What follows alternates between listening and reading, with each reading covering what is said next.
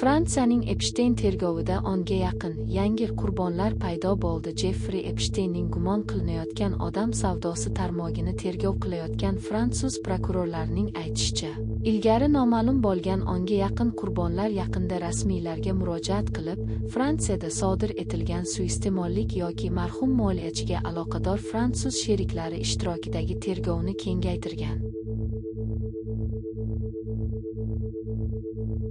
Eron-AQSh urushining so'nggisi. Tramp Netanyahu bilan telefon suhbatidan so'ng Tehronni soat otib ketyapti deb ogohlantirdi. Bildirishnomalarni brauzer sozlamalarida boshqarish mumkin. Donald Tramp Tehronni soat otib ketayotgani haqida ogohlantirdi va agar uning yetakchilari tezkorlik bilan harakat qilmasa, oqibatlariga olib kelishi bilan tahdid qildi. Eron uchun soat taqillatayapti, ular tez harakat qilgani ma'qul, aks holda ulardan hech narsa qolmaydi. Vaqt muhim. Tramp agar Tehron AQSh bilan tinchlik kelishuviga erisha olmasa, juda yomon vaqtga duch kelishidan ogohlantirdi. Agar ular buni qilmasalar, ular yomon vaqt o'tkazishadi. Juda yomon vaqt.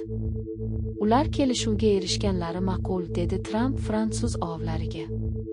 U, shuningdek, bo'ronli suvlar oldida o'zining va AQSh dengiz floti admiralining sun'iy intellekt tomonidan yaratilgan grafikini va bo'rondan oldin tinch edi, degan chiziq bilan o'rtoqlashdi. Bu yakshanba kuni Isroil bosh vaziri Netanyahu Vazirlar Mahkamasi bilan xavfsizlik bo'yicha yig'ilish o'tkazayotgan paytda Tramp Benyamin Netanyahu bilan Eron haqida gapirganidan keyin sodir bo'ldi, deya xabar beradi Isroil matbuoti.